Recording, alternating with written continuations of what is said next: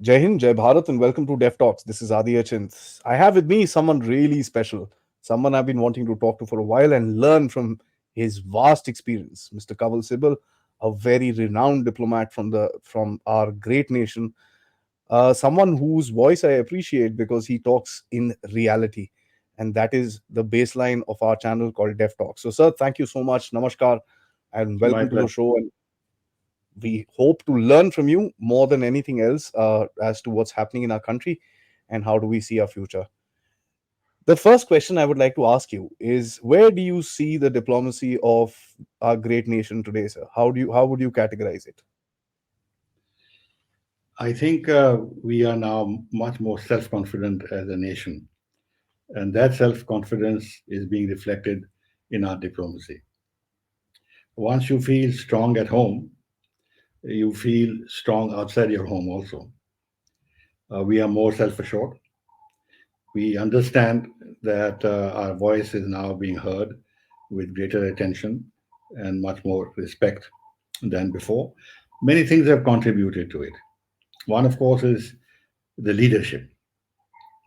If the leadership comes across as confident in the future of the country and has a view of the country which is filled with optimism and positive view of where India is headed and a determined action on the ground to achieve our aspirations, then the leadership is respected and is taken note of.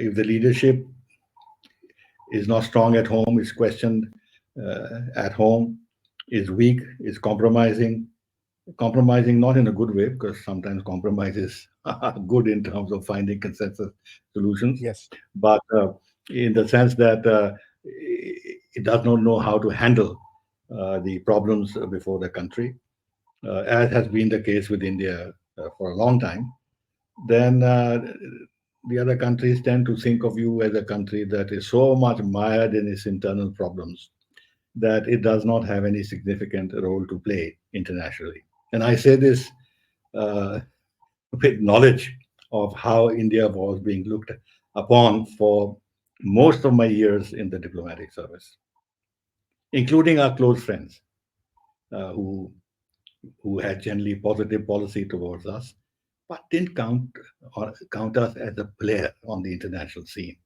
Bogged down in our relations with Pakistan, not knowing how to get out of that, and then of course the internal fissures in the country, always trying to manage those.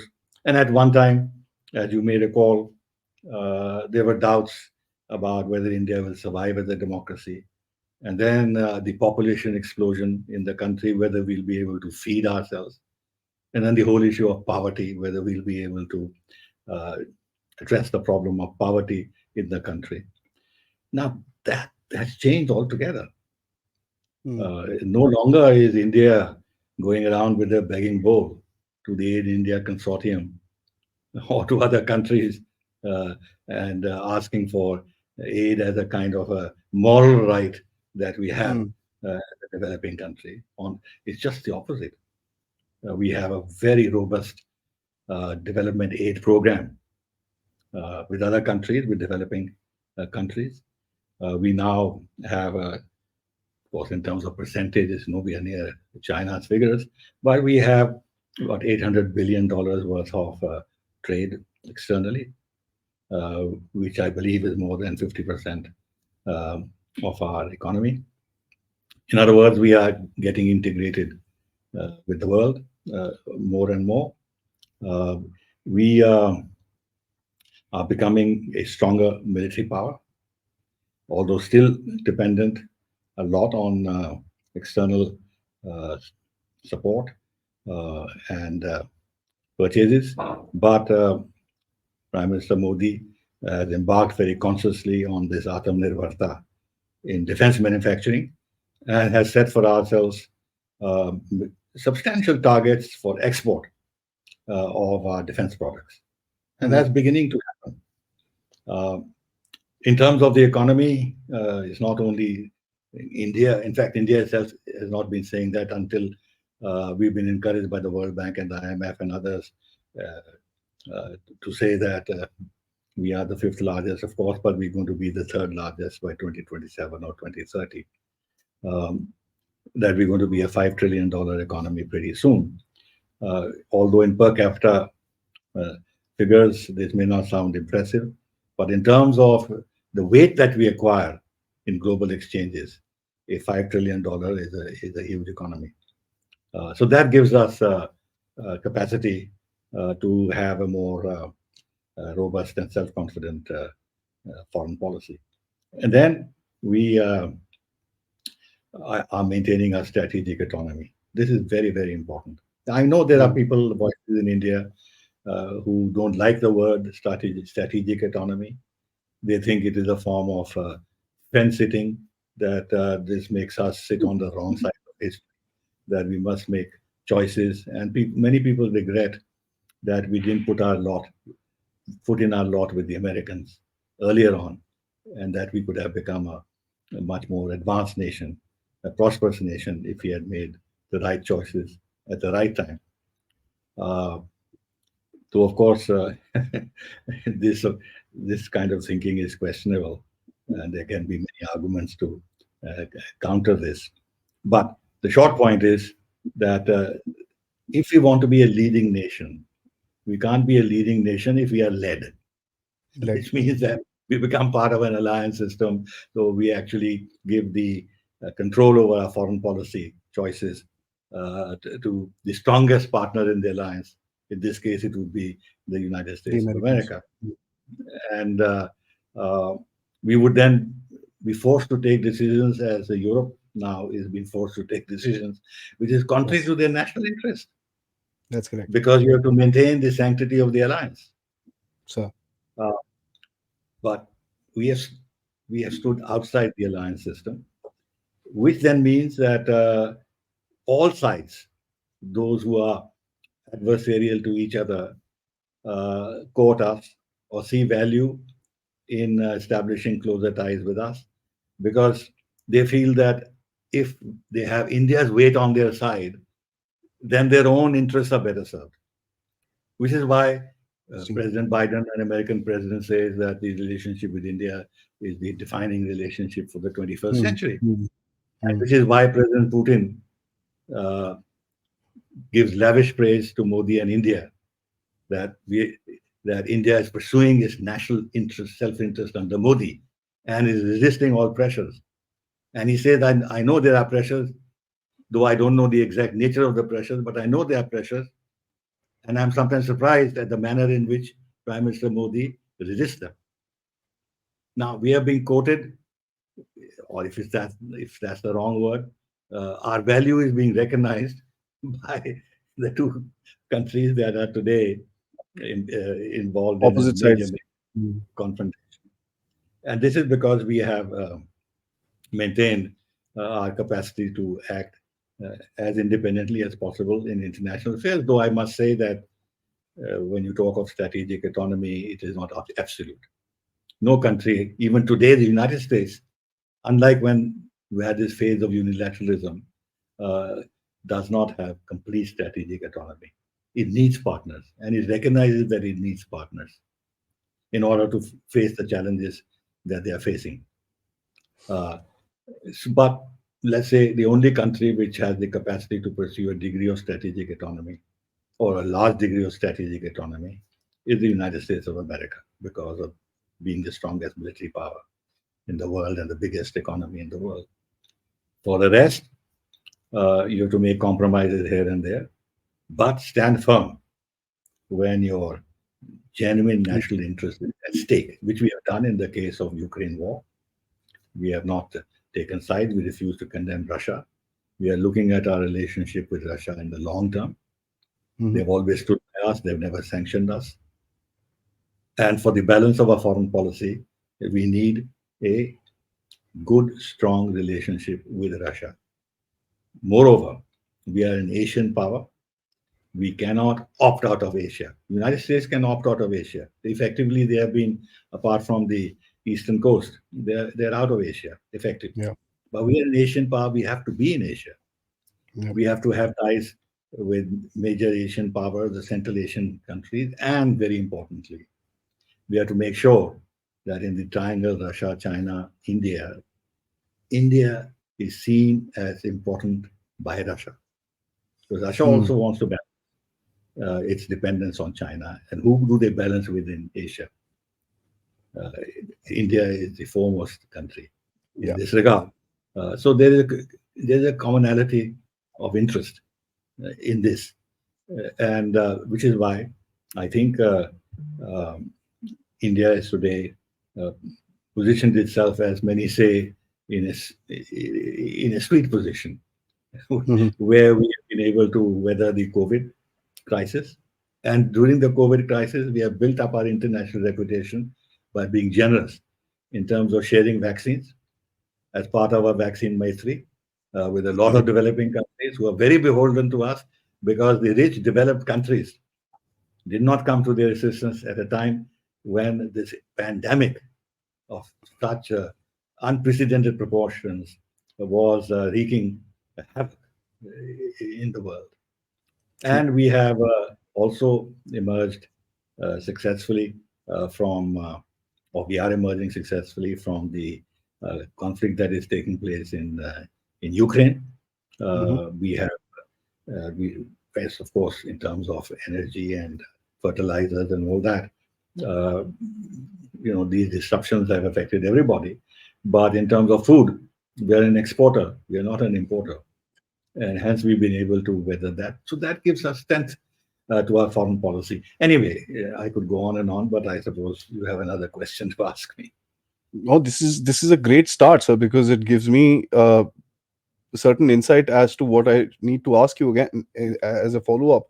You mentioned two things which I want to actually ask you. One is about the aided economy concept. One, you said that Europe has to take certain decisions because it is an subservient, if I may use that word, uh, to the Americans. And we look at the other great so-called great powers, except for Russia and India. There are only two. The rest of them are aided economies by the West.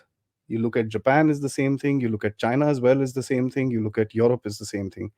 Is that one of the biggest defining factors of India's diplomacy today, that you can actually talk to the West on an equal term, saying that, listen, this is what we want? Is that one of the biggest driving factors with regards to our diplomacy with the West? Yes and no. I tell you why. The United States is the biggest economic partner of China. Hmm. Uh, for Japan, China is the biggest economic partner. For South Korea too. For us now, the United States has become our biggest economic Biggest partner, economic. if you take in both trade and services. Yes. So that kind of uh, how should I say, consideration that we must always have when we deal with the United States. Hmm. That in terms of how we look at our future, our aspirations to modernize our economy, get access to advanced technologies, be in the forefront of changes that are taking place in technology, critical and emerging technologies, which will decide the future of power balance True. between countries. Here, America is a vital partner. So, to that extent, we have to then follow policies which, in a sense, balance the positives in our relationship and awareness of the negatives in the relationship. Hmm. That we would like to embrace United States, but not let the United States embrace us to the extent that our bones break. So this is a sort of a issue of foreign policy management that we face. There's also the China factor. Of course. Uh, China doesn't want India to rise, although it's not in their hand to prevent India's rise. But so long as India is close to the West, China is worried, because they think just as the West fueled China's rise, they'll fuel India's rise too. And Mm. therefore, they are very paranoid about becoming close to the United States and this and that, forgetting that what they are today is because of the United States and its allies, who Absolutely. transferred technology and invested in their country. The WTO arrangements that were made allowed them to develop manufacturing capacities much greater than were needed. In fact, uh, uh, huge manufacturing capacity which the country can't absorb, and therefore it Mhm. has to export these things, and they dump them, and they are getting control of so many economies, including India. Our dependency on them has grown because of this, because many of our, as in the case of the United States, many of our manufacturing, including the APIs, uh, they were not profitable anymore, and the Chinese were dumping. So uh, the China factor has become very important in U.S. foreign policy, and it's a problem for us because these guys are sitting with their 50,000 troops on our border. They don't want to de-escalate. They don't want to send their forces back to the peacetime stations. They are meddling in our neighborhood. You've seen the kind of changes that have taken place in Maldives. In Nepal, they are penetrating. They've come right down into the Terai. In Sri Lanka, uh, they have with Hambantota and the Colombo port. Uh, they have again entrenched themselves. Likewise in Bangladesh, although our relations with Bangladesh are very good, but but Bangladesh's biggest defense partner is China, and China is also developing ports in, or at least one major port in Bangladesh. Uh, so, and then in the Indian Ocean in general, in terms of their search ships and submarines and everything else, uh, China's maritime threat, is going to grow. For the Mhm. moment, we can handle it. But let's say in 5, 10 years, we won't be able to because the Chinese Navy is expanding at a rate that no country has ever done before in history. And then this can't be confined only to the South China Sea or the East China Sea. I mean, they have to break through the first Yeah. island chain, which Yes, means sir. that Taiwan is absolutely key to this. And once they do Mhm. that, then they're going to come into the Indian Ocean in a very big way. Mhm. And with Mhm. all the plans that they have in terms of what they're doing in Myanmar and in Sri Lanka in terms of ports, and of course in Pakistan, they're going to develop their second naval base after Djibouti. We're going to see much more of their presence. They're already mapping the Indian Ocean very carefully for their submarine traffic and everything else. So, in this context, the Indo Pacific concept with the United States, the Quad, and everything else becomes important as an additional deterrence to China. One is our Mhm. own deterrent. I think the Agni 5 with MERV capacities is an additional deterrence. We are standing up to China on the land border. That is effectively a deterrence. They know that they cannot True. True. easily launch a major aggression against us on the border, given the terrain and the heights and everything else. That they may make some minor gains, but at great cost. Um, so, but we are standing up to them. So, uh, I think in terms of combining our efforts with the United States through this exercises that we hold for them, the Malabar exercises, uh, in fact, now we have tri-services exercises. We have Mhm. signed all the foundational agreements. We have bought platforms from them which help us to monitor the maritime traffic much more closely. We have set up a international fusion center where we are now trying to develop maritime domain awareness, which will also, in due course, uh, you know, involve grey shipping. At the moment, it is commercial shipping. True. True. Uh, so, in that sense, and then of course, China's position, as you know, is that they can't be two tigers on the same mountain. So they try and block us wherever they can, build, Yeah. aiding Pakistan, trying to neutralize strategically by giving more and more uh, capacities to Pakistan in the nuclear and missile domain, Mhm. and otherwise shielding them on the issue of terrorism in the United States, preventing us from becoming a member of the NSG, Mhm. blocking our permanent membership of the UN Security Council, blocking the designation of known Pakistani terrorists by the UN by putting things on hold. And then, of course, as you know, just recently, when our Prime Minister opened the Sera Tunnel, The Chinese Ministry of Foreign Affairs objected to that strongly. We reacted, I think, a bit mildly. And now the Chinese PLA, the Defense Ministry, has come and said something equally or even more objectionable. I have not yet seen the Indian reaction, which is a pity. I think we need to start changing our position a little bit in terms Hmm. of our defensiveness on the Tibet issue. How we do it, in what manner we do it, what language we use, is a matter of careful consideration. But the Chinese should not feel that they can continue to maintain claims on our territory and provoke us constantly by renaming locations, Natal Pradesh, and giving them Tibetan names or Chinese names, and that they can get scot free. I think Hmm. we need to do something.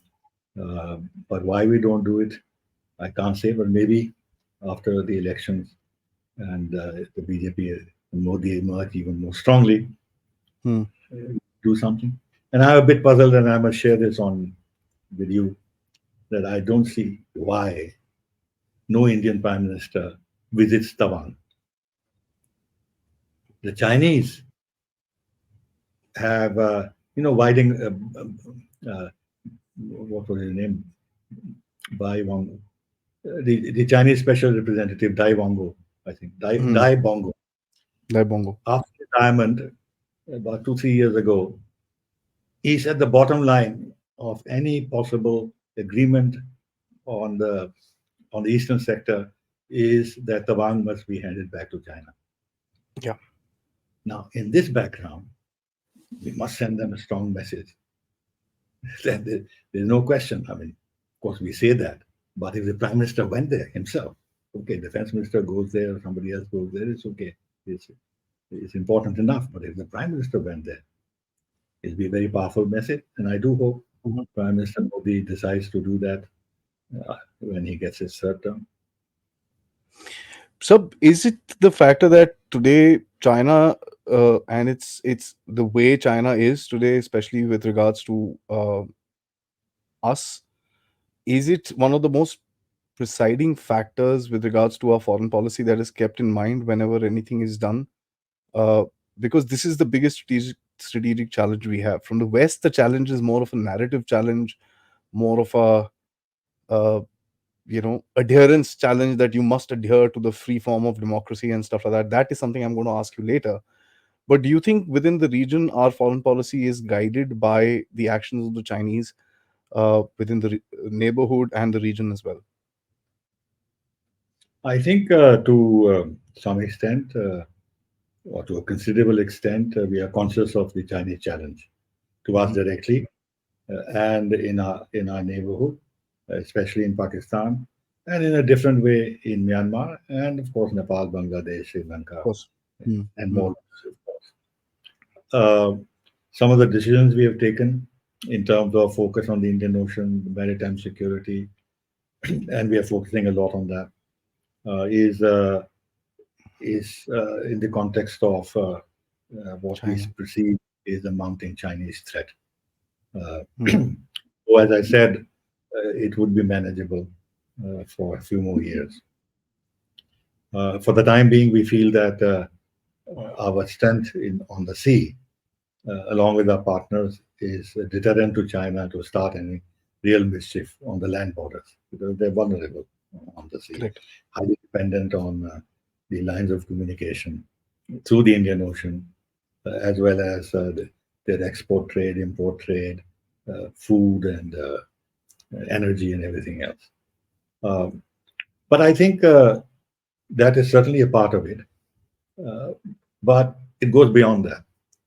I Hmm. don't think Quad or the Indo-Pacific concept is central to our policy towards the United States.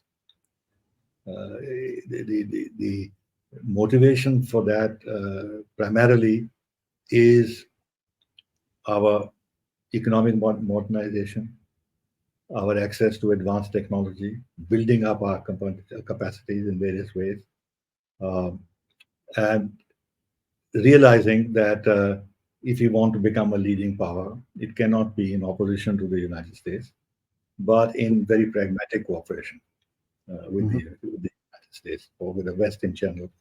It would include the Europe too.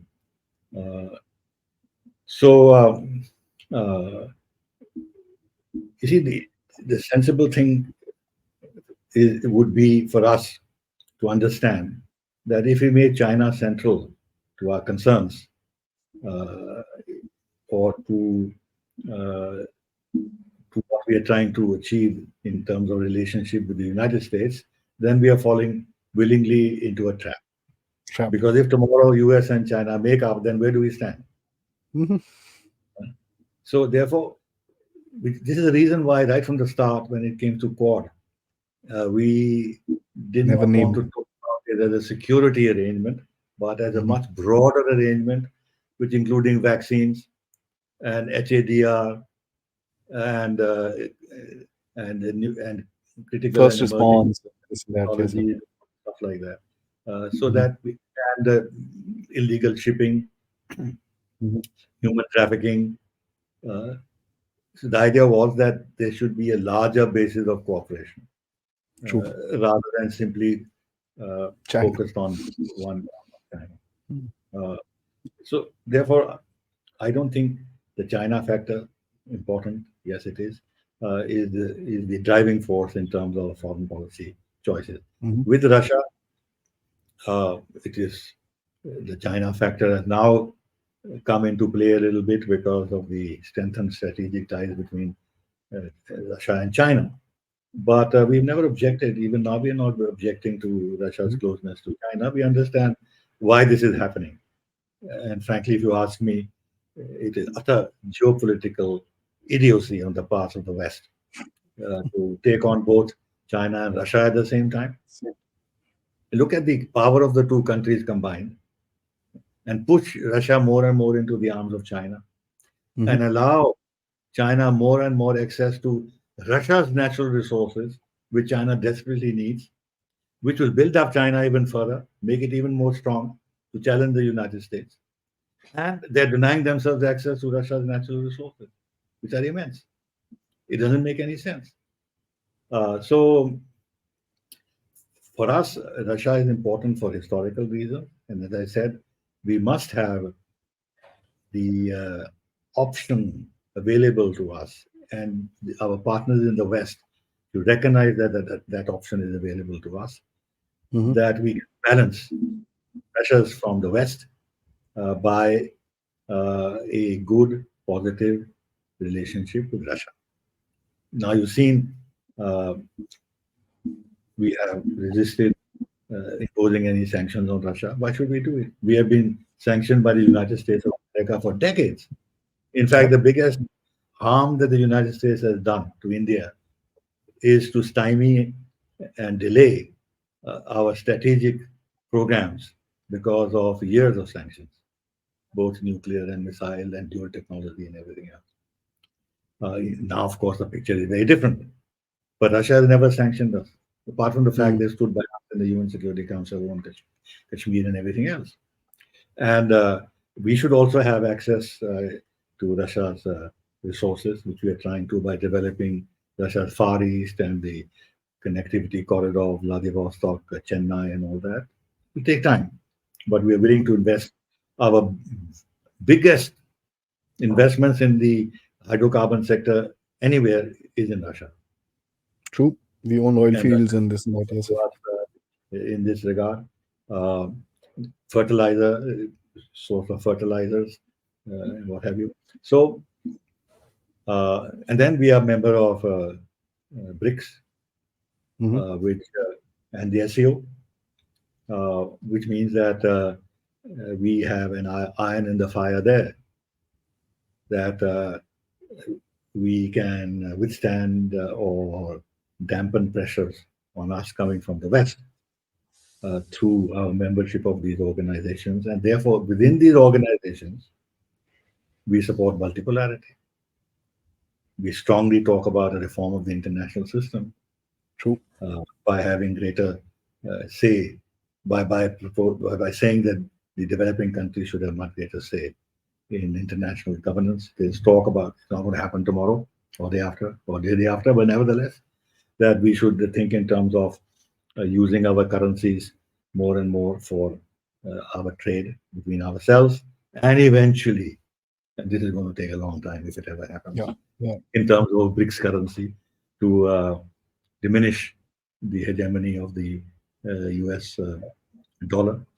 And this whole sanctions regime, which is illegal, it is not uh, ratified by the United. It's not the United Nations that is imposing these sanctions, and because of their personal bilateral quarrels with Russia, uh, they impose sanctions which have secondary effect on countries like ours. We are not Yep. party to this, but we are compelled to observe them because the cost of not observing them is high. Hmm. So, so the long and short is that to answer to your question is that China is a factor, an important factor in our foreign policy choices, but it goes much beyond that. The Much more beyond that. ultimately the real um, uh, reason uh, why we are maintaining a foreign policy posture is because we think it's the best for us in terms of ensuring our future, our economic rise, and our future prosperity. Do you think this policy will change as the supposed decline, which we can see in China, coming across? Because I personally believe so, and after having studied China for the last few years, it tells me that the more problems China will have, the more desperate it will become, the more aggressive it will become, and the more um, fast in action, if I may. It's a loose term, but I see that in Maldives that they've it's like a Chat Mangni Pat Bya sort of a scenario. They've just jumped in with everything they have into that place just to score a victory. Uh, and it's been a transition of Maldives, which normally countries take 3 to 5 years or 2 to 3 years. Here is something which has happened in months. So is this the new China, which is going to be overly aggressive, overly desperate, overly uh, focused towards what it wants because it needs those victories to go forward? Couple of things. One is that if you are in trouble domestically, uh, they do say that you look for foreign adventures. But if you are facing internal weakness, then you will compound your weakness by by entering into foreign adventures without uh, being sure that you will come out victorious.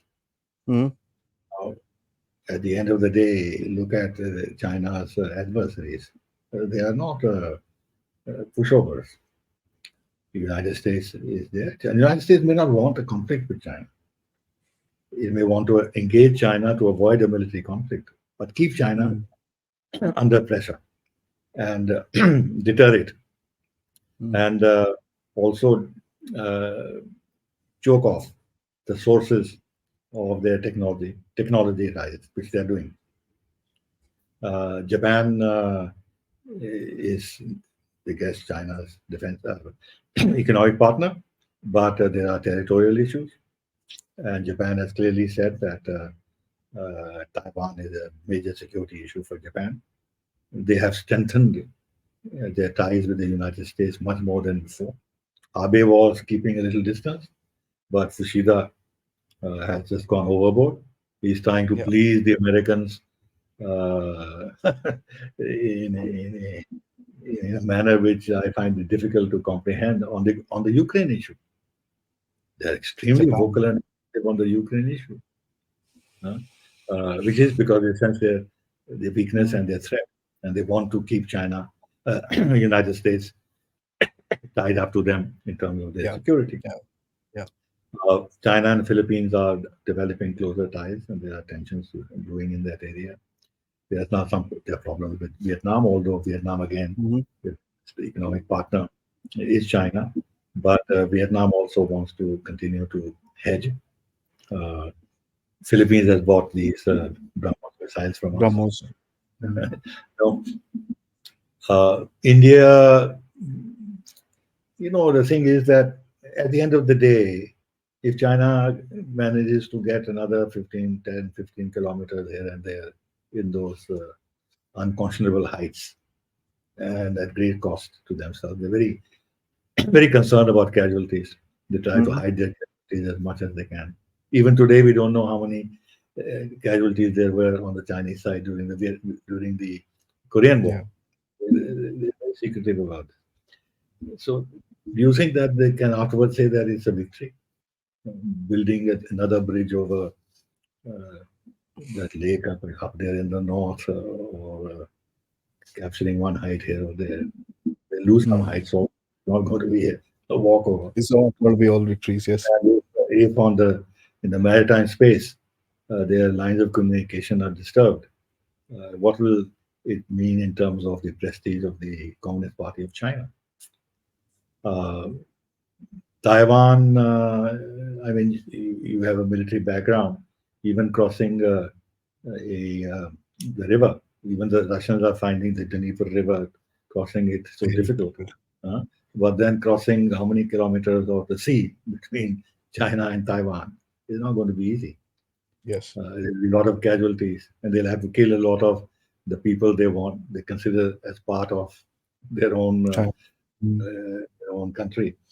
No, I don't think that with all the bluster, uh, China is in a position to embark on that kind of an adventure, uh, with the purpose of strengthening their position internally because of domestic issues. In fact, those domestic issues will become even worse. Remember, uh, Russia, the kind of sanctions that have been imposed on Russia are absolutely unprecedented.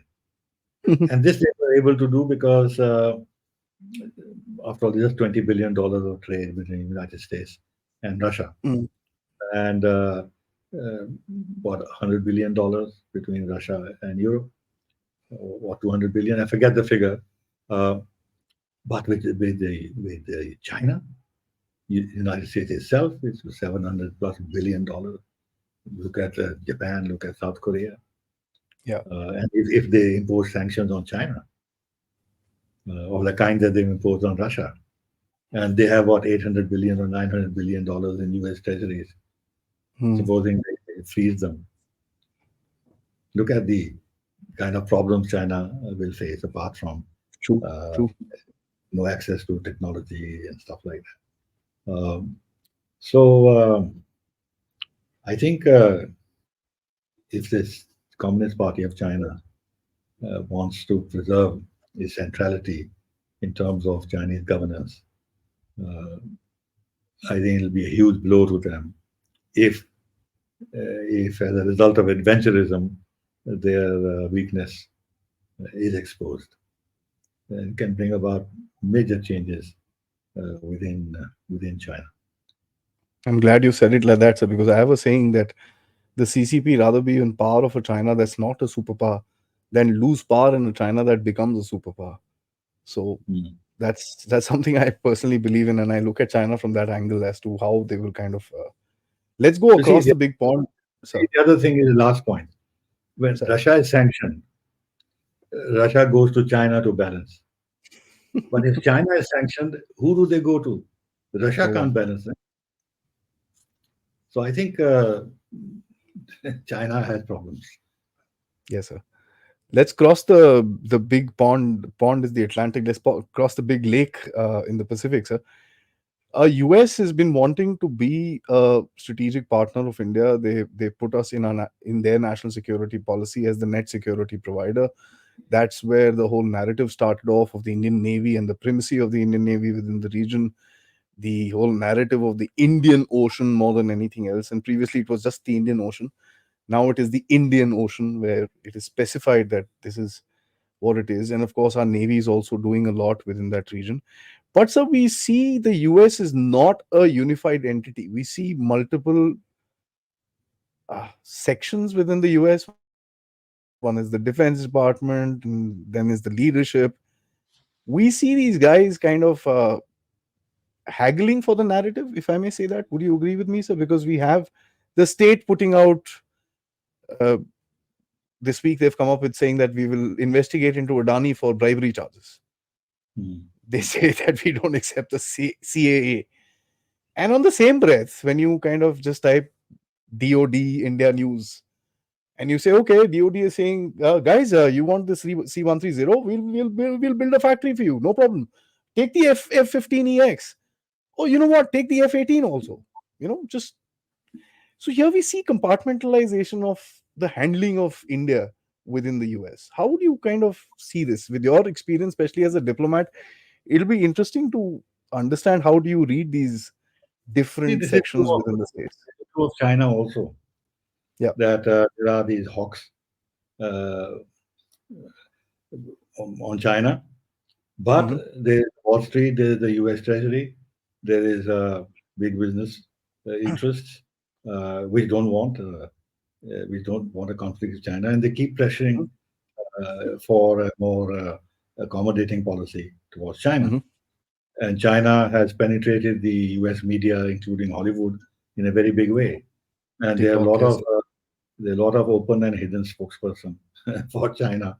Uh, so, so just to answer your question, it's not as if this kind of dichotomy that you see in the United States vis-a-vis India is absent in relations to others. I think it is very much there. Similarly with Europe, Hmm. on the one hand, uh, Europe is their biggest partner, membership of NATO and everything else, but very frequently they engage in economic wars, including on issues like data management Yep. and uh, and taxes on the U.S. Uh, Products.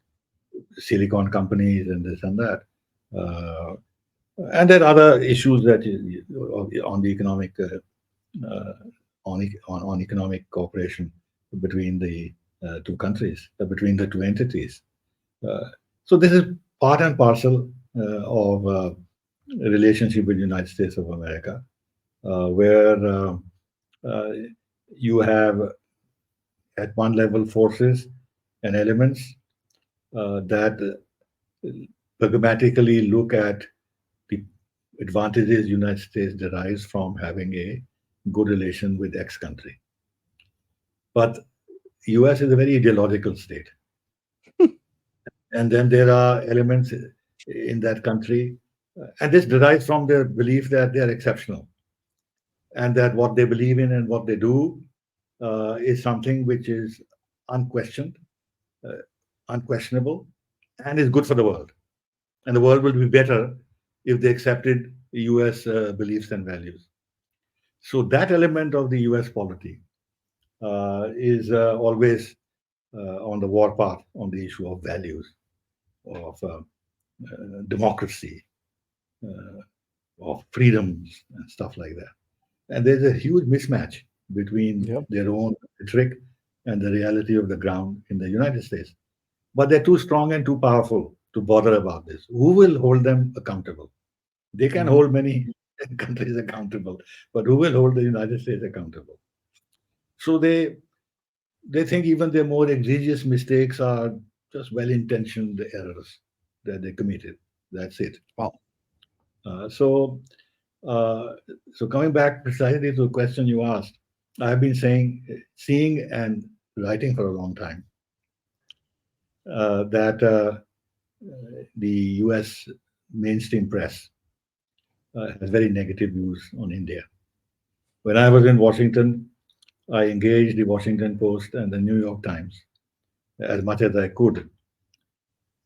With the Washington Post, I made slight headway, I must say, but with the New York Times, no. They would listen to me, they will meet me, but with no change in their Not position. surprised.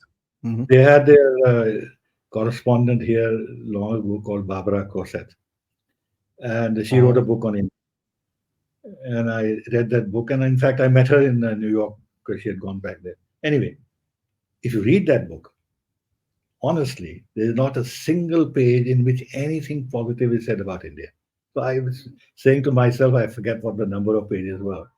But if in 260 pages you can't even say one thing positive of India, what does it say something about India or about the author? Yeah.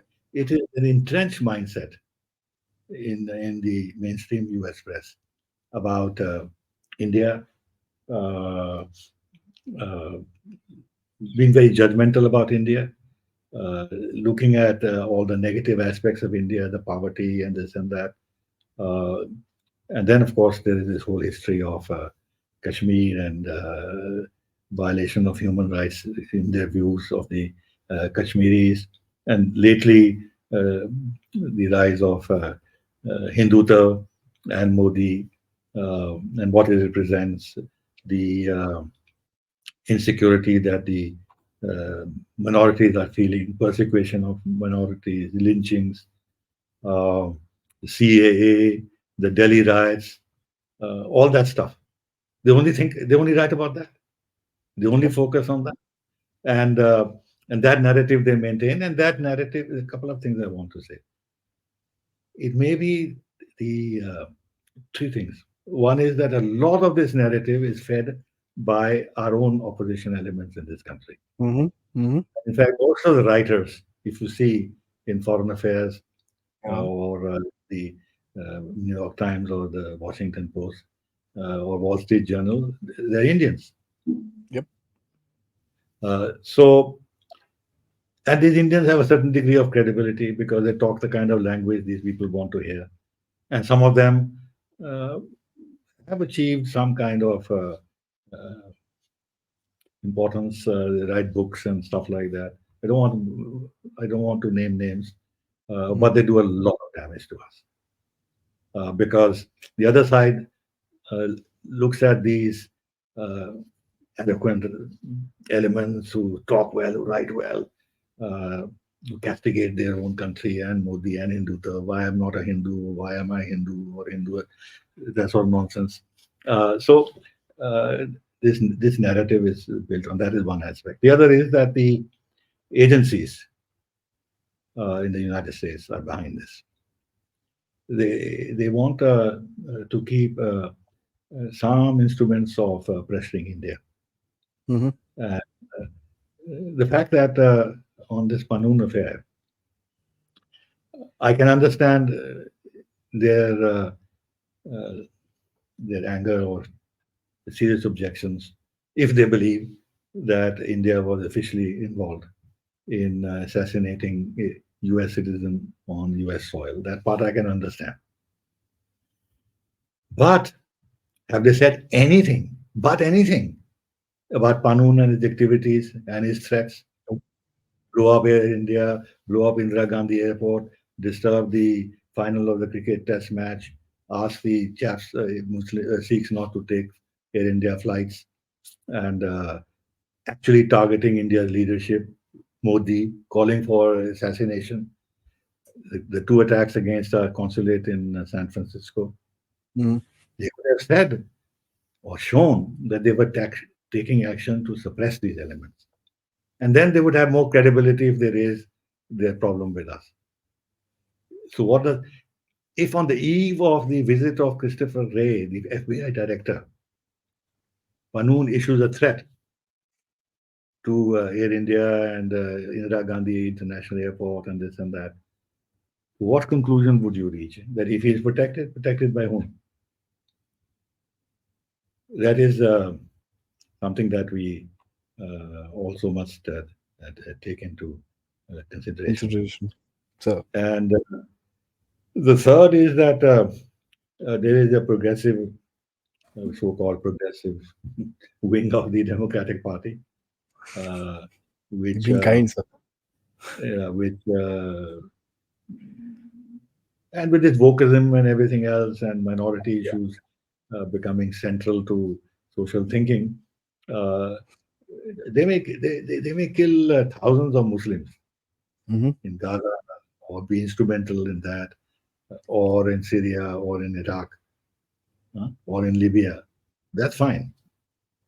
But if there are some incidents involving the minorities in India, that defines India, and India has to be held to task. Now there is such double standards and double speak and hypocrisy in all this. But if you're very strong, if you're the cock of the walk, then you don't care about what the hens say here or there. You said idealism, sir. How do they explain to themselves? And I'm sure during your career you would have questioned them about Pakistan. And Mr. Jaishankar has brought it up. You guys supported a military dictatorship rather than a democracy. How do they explain that to themselves looking at the idealism? Or has nobody ever questioned them before? Or Of nobody's course, ever said that in public? so in my 3 years in Washington, I was doing that all the time, Yes, sir. and they didn't like. I'm sure. Robin Raphael was the person on the other side, Sir. and no, no, they don't. No, they're not answerable. They're not. They don't feel that they need to answer, and That's arrogance.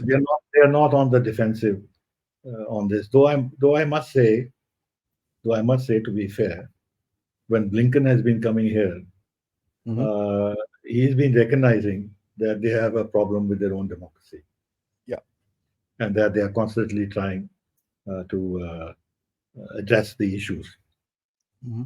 But then this is a ploy to raise the human rights and democracy issue with us. Yes, Hmm. we recognize we have a problem on both these accounts. But Therefore, as you guys friends, have. as friends, we should talk about your problems too. But our position would be, we don't want to talk about your problems. Please, we have confidence in you that you will address them. Go on, address them, Hmm. and therefore leave us alone. But that they won't.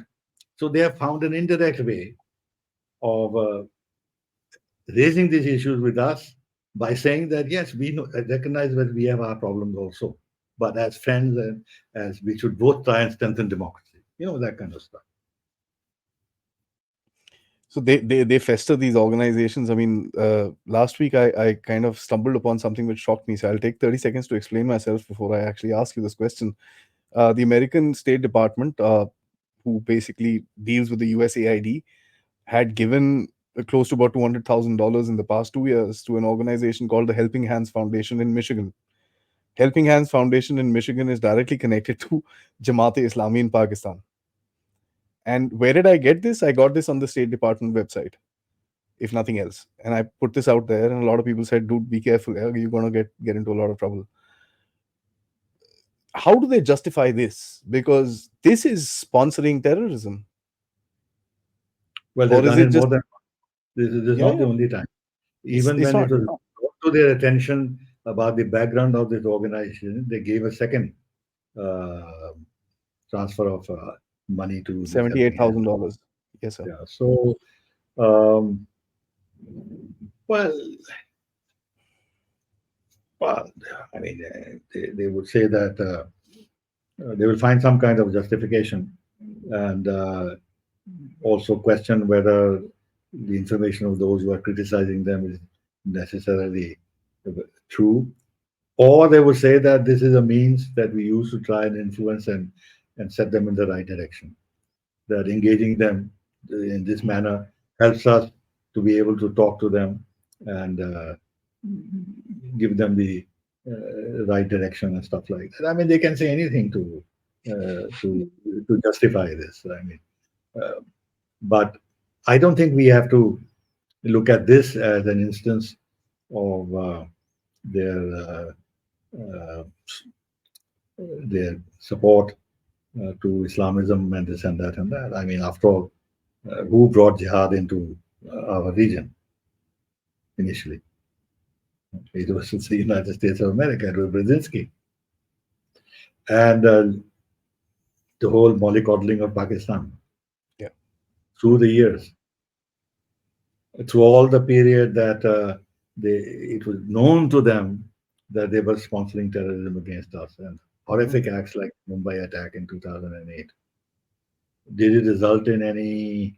Of course, there were some positive elements where they began to recognize that there was these organizations, Lashkar-e-Taiba and others, Mm, mm, Jaish-e-Mohammed, mm, Salahuddin's organization in the UK, that they were terrorist organizations. They helped us to bring some of these chaps on the UN list. But at the same time, they kept on engaging Pakistan, doing what they supporting did.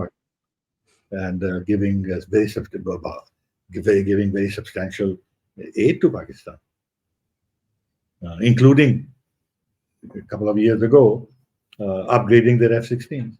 Hmm. $500 Knowing million. Yes. are now to be used against the TPP. Who is F-16? When Pakistan clearly says that they want to have a deterrence vis-a-vis the Indian Air Force. I mean, Mhm. these are facts of life. Even till today, Pakistan is a non-NATO Ally. Yeah. partner. So they haven't, despite everything. And then they went to Pakistan knocking on their doors to engage the Taliban, knowing fully well Yeah. the source of Taliban's survival and strength and terrorist activity has been Pakistan. Yeah. And then Osama bin Laden, where did he find shelter for so many years? But have they put Pakistan's feet on fire? Mhm. Not really. So therefore, they gave $78,000 or something to an organization. Is a pittance. It's too small a thing. It's just one example, sir. It's just one example. I'm sure there are hundreds of them. It's I've so given you so difficult many to. examples of Yeah, where yeah, absolutely, they have absolutely. they have been in they have been uh, shielding Pakistan. Uh, Even today, they they are, they haven't made any. Yes, with India, they have gone far ahead. The so-called, hyphenating India and Pakistan, that policy has gone. Uh, Hmm. but I would say that it is more because of India's rise and Pakistan's uh, being in Decline. disarray Hmm. that they have made this choice. It's not as if they consciously decided we need to build up India and turn our backs to Pakistan. They have tolerated the fact. I mean, they're unhappy with us because we have these close relations with Russia. Hmm. But are they equally unhappy with Pakistan because which has much closer relations with China? Nope. Have they made Pakistan pay the price for that? They've never opposed the CPEC. So no, I don't want to sound too negative on the United States because earlier I said how important the relationship it is. It is. It is. It is. It is. Therefore, I'm just trying to put things in perspective so that we have a clear perception of our past and present relationship with the United States, the pitfalls in that relationship, the great advantages in that relationship, the need to nurture that relationship and extract the best from it, but also remaining very vigilant because all the allies and friends of partners of the United States do not have easy, smooth relationship with the United States because of the disparity of power. That's true. So, lastly, I'd like to ask you one question which Mr. Jaishankar speaks about quite a bit, and that's the world order. Uh, I, for me, something clicked when he spoke in the Council of Foreign Relations with Alfred Mead, and that conversation was very interesting because he said today the United States kind of recognizes that it cannot hold the position in the world, and it is shifting its policy to kind of ensure that there are power centers created around the world which they could partner with and do what is needed to be done to kind of keep the world in its place. Uh, that was a very interesting statement when you look at a map and you look at certain centers which are coming up. I mean, if you look at Poland in Europe, which is supposed to be the new Europe, although I don't know how Poland is new, but Poland, Sweden, Finland, the latest additions into Sweden and Finland, latest additions into the NATO. You've got Israel, which is getting beefed up in spite of the war. Saudis, which are getting beefed up. You've got India, then you've got Japan on the other side. So these seem to be power centers to me when I look at it. How do you see the new world order evolving with two situations? One, the Americans realizing that the things are changing, and two, the Americans not realizing that the things are changing. You see, one has to look at this a little more in a more nuanced manner. Hmm. Uh, After all, uh, United States needed partners against the Soviet Union, didn't True. it? And hence NATO. And then they needed partners against Russia, and hence the expansion of NATO Hmm. progressively closer and closer to the Russian border. Border. Uh, in terms of cultivating the East Europeans, especially Poland and the Baltic states, this is because they wanted to They were not entirely comfortable with the Franco-German tandem being the center of European Union and European decision making.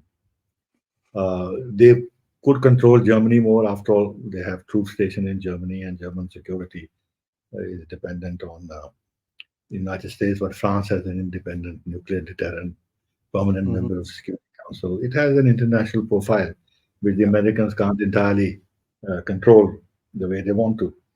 But Germany and France together meant that U.S. could not. It, that was more difficult for United States to manage Hmm. the Europe in the way they want, and therefore, what was the choice? Build up Poland and the Baltic states, with UK being a partner in this. In fact, it was that the former U.S. Defense Secretary who called about the new Europe versus old Europe, and the one who talked about known unknowns and known unknowns and whatever.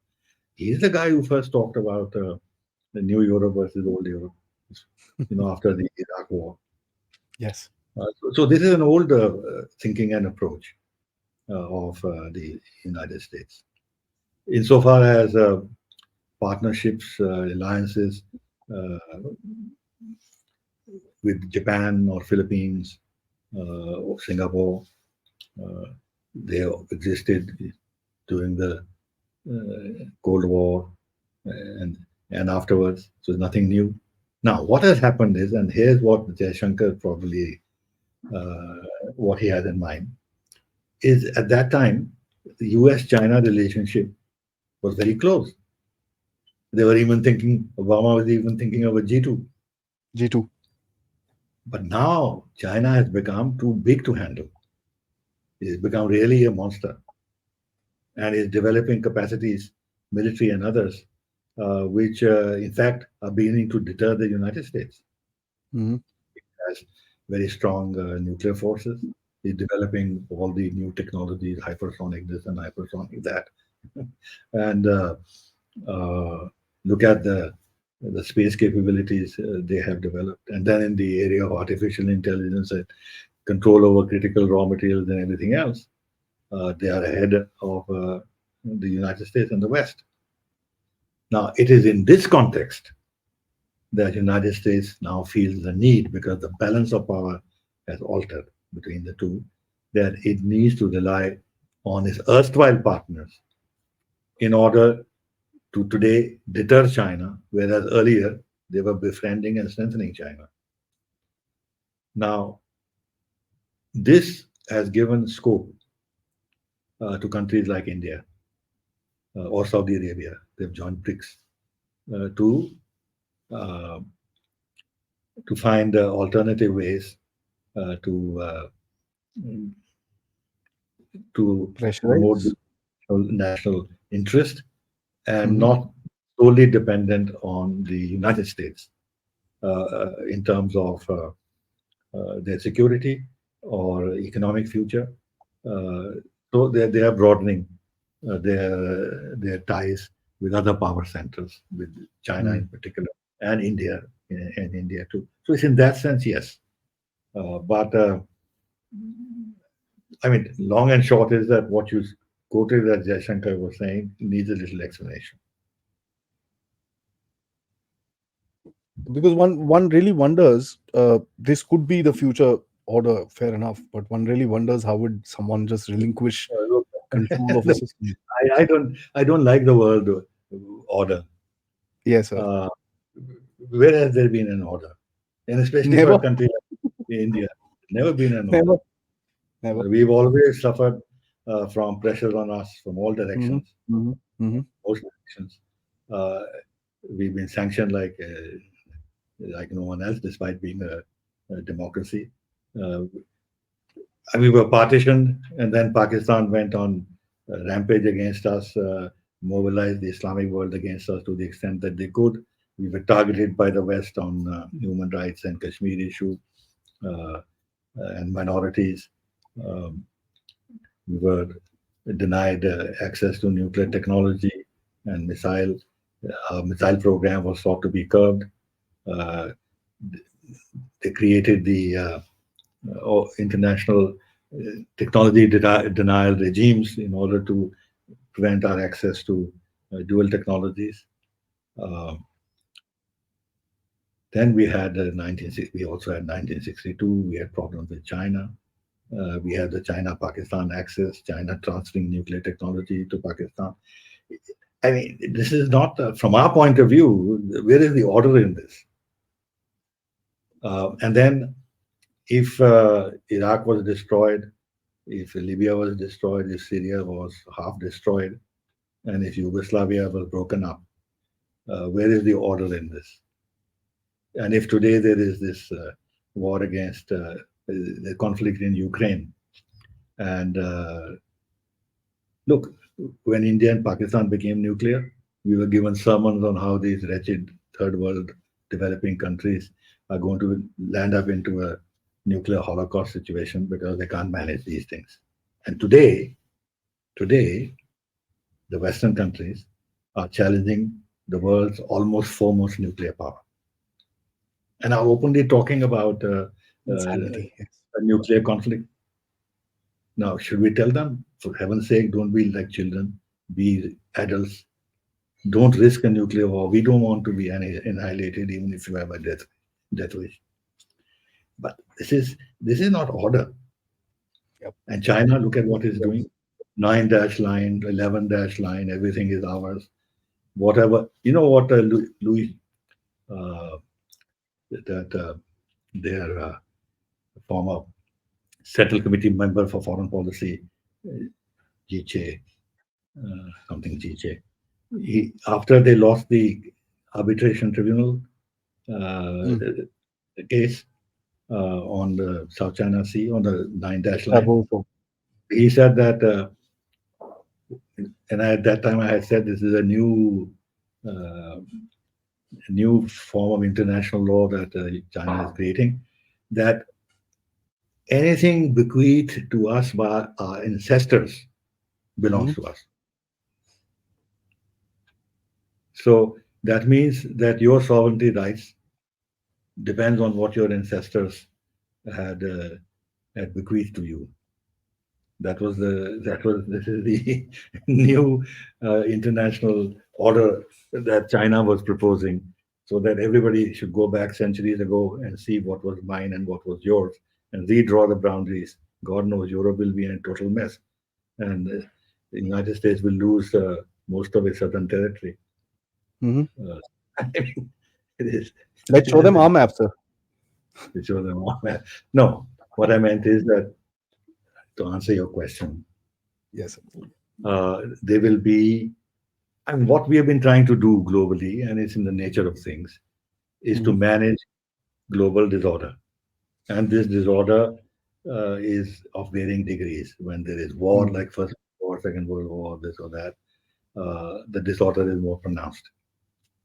When you can avoid war, but competition is there and clashes are there, or the conflict is confined to smaller countries in Africa or elsewhere and won't affect the global situation, then you can say that there's relatively less global disorder.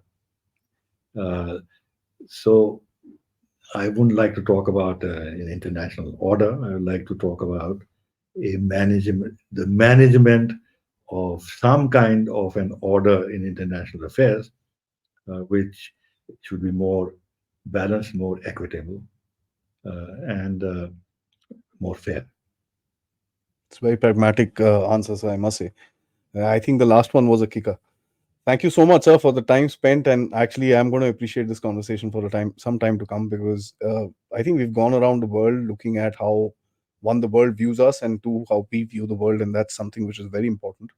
Looking at the precipice of time that we are standing on today, where we could literally make or break ourselves, and that's something I keep saying to the audience in my channel, that guys, we are at a place where if we do the right things, you will be there on the big table. If you don't, then you'll be relegated to history, nothing else. And there's just no other way. They used to call countries like South Africa and Brazil also as the upcoming global powers. uh, I don't think they're at the bottom of the stairs even now. So in that narrative we've been hearing since I don't know, I was in school. So the only power that has actually been able to come out is India, and come to a certain point where we could say, okay, we've got a charted out. But sir, thank you so much for the time spent and the education that you've given us.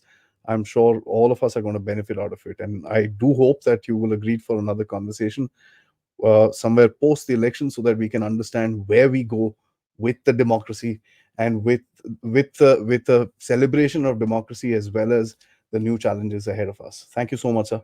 Jai Hind. My pleasure. Thank you very much. When are you going to